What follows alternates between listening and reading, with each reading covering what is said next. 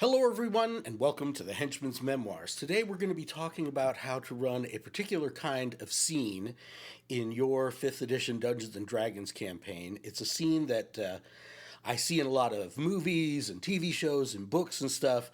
It's not exactly a fight. It's not exactly a chase. It's not exactly something you could handle with a skill challenge. In fact, we've never, in any version of D&D that I know of, had any mechanics for running this kind of encounter, but I think it's a great encounter to include in your games. I call it the Death Star Hustle, and I call it that because there's this scene in the original Star Wars where Luke and Chewie and Han have rescued the princess, and they're just trying to get out of the Death Star. And there are far more stormtroopers in the Death Star than they can possibly fight. And so there's this frantic scene where, or series of scenes where they're just trying to stay one step ahead of the stormtrooper patrols and make it back to the Falcon. And each scene is charged with this energy of, we've got to keep moving, we can't get bogged down. I also sometimes call it the Innsmouth slide because in The Shadow over Innsmouth by H.P. Lovecraft, the protagonist finds himself in a similar situation where he's just trying to get out of the village of Innsmouth and avoid these roving bands of human-fish hybrids. So I'm going to share my method of running scenes like this. They can be fun to run and include in your game, but also sometimes you're going to have to run this scene when you're not expecting to, when your players make the wrong move or say the wrong thing in Menzoberranzan, and all of a sudden the entire city is searching for your characters and they're just trying to escape. So this scene kind of starts when the players have, stunned or finished off everybody in the bar or the detention block or whatever, but they know that all sectors have been alerted to their presence and they need to make a break for it. And I like to, instead of sort of laying out the entire map for 5 or 6 levels of the Death Star or laying out all the streets of Menzoberranzan, I like to kind of go into an abstract sort of setup at that point where I basically describe them running down hallways and they hear booted feet coming from some direction and they're just sort of trying to get out and get back to the Black Pearl or get back to the surface or whatever they're trying to do. And in that sort of abstract sequence of just describing them sort of running down different streets and alleyways, you're going to set up 3 to 4 encounters between them and ultimate escape. 2 isn't enough to even mess with doing this abstraction, and I think 5 is just too many. The players are going to feel like they're never going to make it out of here, or it just starts to feel sort of samey. So you're going to set up 3 to 4 encounters that are going to be little scenes where the characters are running down a hallway, they're running down a jungle path or whatever it is, and they come across an encounter they have to get by in order to keep making their way out. So each encounter you need basically 3 things. First of all, you have to decide who they're going to be fighting in any particular encounter, obviously, and how many enemies are there. But the thing you want to do is you want to add some variety to the different people in the different encounters. If they are deep in the orc army encampment and they're running between these orc tents and stuff, you don't want every encounter to just be with some orcs. Maybe there's an ogre, maybe there's a warg tamer who has some of those wargs with him. If you're doing Star Wars, maybe there's a dark Jedi somewhere in the somewhere on the Death Star, and they actually encounter him on their way out, or maybe there's some battle droids, or who knows. But you want to have different encounters have different mixes of enemies. The next thing you do is just going to come up with the location. And again, you're basically doing this to try to think up some variety. You don't want every encounter to be just in a random Death Star hallway. If instead you can come up with some kind of, I don't know, there's a bridge that's out, or there's some kind of reactor core they have to hide behind, or it's the same thing with whatever genre you're running. You want the locations to have something special about them, right? Maybe somewhere in the orc camp is they've got I don't know, a pit they're keeping all the prisoners in, or they've got some kind of area where they're doing training, or some kind of holy site set up. Anything that kind of differentiates the different locations. And then finally, you want to vary what I call the kickoff for each scene. So each scene, the party is going to kind of engage with a group of enemies they need to get by in order to stay ahead of the search parties, right? So you can have it like this, where they just come around a corner and they bump into a bunch of skull guards, or it could be a situation where they come out onto a balcony and they're overlooking and they can see the Black Pearl in the distance, and they got to zip down these zip lines and get past whatever the obstacle is. But you want to create a little bit of variety in how the sort of scene kicks off each time. So once you've got the setup, the next step is you have to figure out in each scene how are they going to break contact, because the point of each scene is to have this tense moment where they're trying to get past or knock down these enemies so that they can break away and have a chance to get some breathing room and put some distance between them and all the people that are chasing them. So again, what you want is variety in how you're going to have breaking contact, right? You could have a situation where the party comes in here and they see a rope bridge, right? Or they see a big door that they know they can bar. So those would be things that are going to completely block pursuit, right? They might see a mine that they can cave in, or they might see a gondola that they can hop on and get across to the other side of the canal. Whatever it is, you've got something built into the scene that they see right away that they're like, oh, we can use that to break pursuit. But it doesn't always have to be that. Sometimes it could just be something that's going to slow down their pursuers. It could be a situation where they can release a bunch of cows into this pen and the pursuers have to push through them. It could be a scene where they're able to lay out an oil slick or something behind them. It could be a situation where there's a crowd of people, it's a Mardi Gras crowd or whatever. Anything that can kind of give them a jump where if they flood this room or something, then they can outrun these guys, even though they're still going to be pursued. Of course, there's going to be more guys searching for them on the other side, too. This isn't the end of the whole thing, but it allows them to slow down their pursuers. Another thing you can do just to kind of keep up the variety is there could be something that's just going to allow them to break line of sight where they can disappear into some side alleys. They might see a dark part of town that is full of tenement buildings and narrow little winding labyrinthine alleys or something like that. There might be a fog cloud. There might be rain. There might be they can kick up a bunch of dust and embers, anything that kind of they see a place where they could kind of. There's a bunch of different doors. There's a bunch of different pathways, and if they can just break line of sight long enough to pull down one, then they have a chance of kind of staying ahead of their pursuers.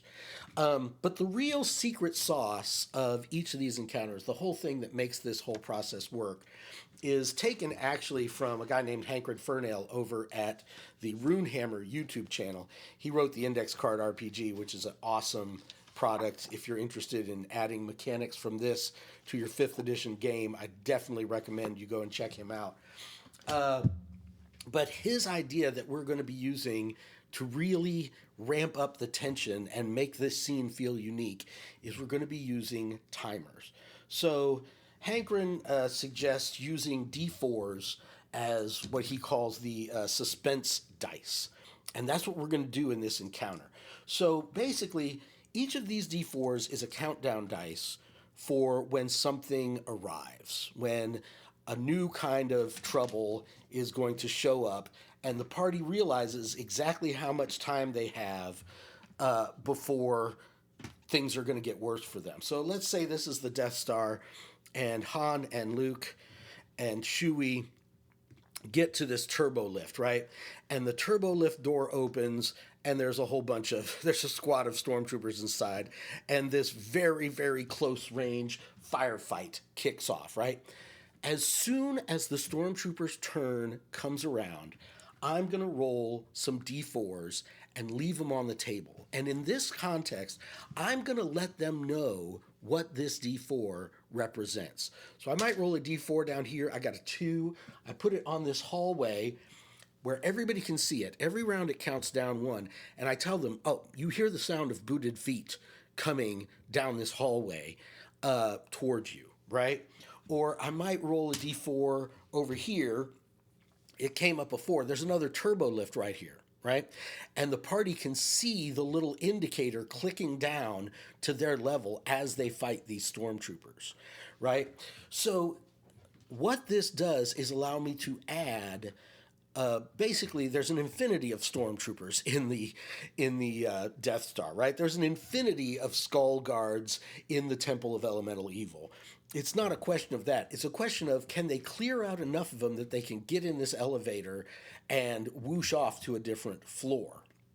So I'm going to continually count these down, and when they run out, right, when it's one and their turn comes around again and I run it out, then a squad of bad guys appears from that direction.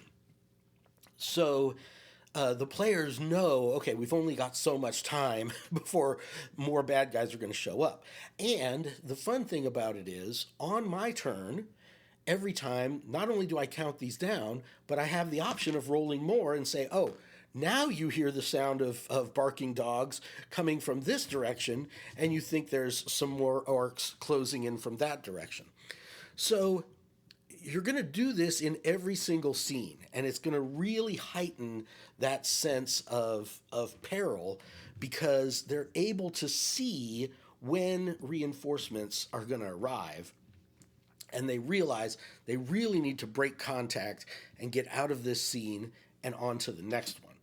So the the secret of running these scenes, especially when it comes to the timers, is the way you want to balance them, especially when you're first doing it, or if you're running it off the cuff because your party made an unexpected mistake.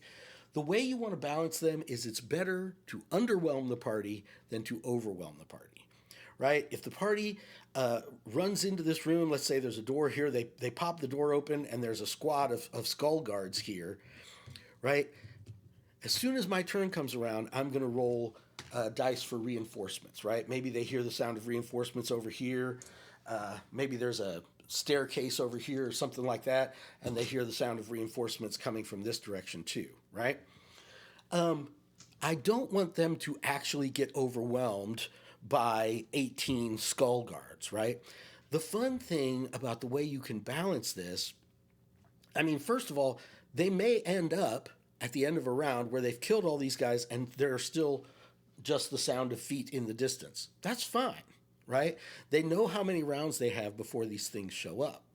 But at the beginning of each of your turns, and I'm bad about doing this because I get excited, stop for a second, take a breath, and evaluate how the party is doing. If it looks like this is going to be a complete cakewalk and you want to up the tension, consider adding another d4. Okay? So now they hear even more bad guys coming from this direction, for example. Or, they hear doors opening down a hallway. Whatever it is that you want to give them to indicate, the Balrog is coming, right? They see the light, the lighting up there in the distance. But if you feel like the party is starting to get, if they're having a really tough time with these skull guards, right, and you feel like they're starting to get overwhelmed, and you see that this timer has ticked down, always remember you get to decide what is actually coming down the hallway, right? This could be just 2 goblins with bows, or it could be 3 ogres with mauls, right? An easy way to kind of balance these challenges in real time based on what the players are doing is how many new countdown dice are you adding in each given round? You don't have to add any. And second of all, when it runs out, you can fine tune what the challenge is actually going to be. So that's the basic mechanic. That's the basic picture. One thing you're going to notice when you first try to run this with your party, some parties that are just inveterate 5e players, they're just kind of have a very 5e mindset. They might kind of buck against this at first. They might be like, well, now, wait a minute. Okay, so we got past those guys. We get into this room. How many exits are there out of this room? What does this room look like? What do we see? They might want to get more sort of having a map in front of them or some idea of mapping where they're going as they're going. One thing you can do to satisfy that kind of urge, you can let them do a survival check to figure out which way, do they need to go up or go down to get to the Death Star hangar? Do they which way do they need to go to get to the woods and be out of the orc camp? And maybe if they do well on the survival check, they get to skip one of the encounters that you have planned. The other thing is there's not a problem with doing the scene where they duck down a dark alley and a bunch of Nazis march by the main hallway and they're all yelling and they kind of have a second to breathe. Maybe they can quaff a couple potions. Maybe they can cast a couple spells. Maybe they can have a couple rounds where they're not physically running, and that's perfectly fine. But even at the table, you don't want to let that go on too long. You don't want to give them too much time to talk about, oh, what should we do? And should we try to get up on the rooftops? Blah, blah, blah, blah. Before they have very much time to think about it, you need to go ahead and have, now there's a squad of Nazis that are kicking in all the doors and doing a house-to-house search. So now they have to take off again. Anytime the party slows down, when they leave a scene, keep in mind these timers that you had running, right? If there was a timer that was down to a 2 when they kind of broke contact in this scene, you can still say that there's a squad of orcs that's more or less 2 rounds behind them. They don't know exactly where they are, but you can just make it a bigger and bigger squad of orcs so that it's still a challenge where the party has got to stay out in front of them. So this is the basic idea. This is my basic process for running escapes and the Innsmouth slide in my campaigns. If you give it a try, give us a comment in the doobly-doo and let us know how it works for you. Give me your concepts on how it could be better, and we'll catch you next time on the Henchman's Memoirs.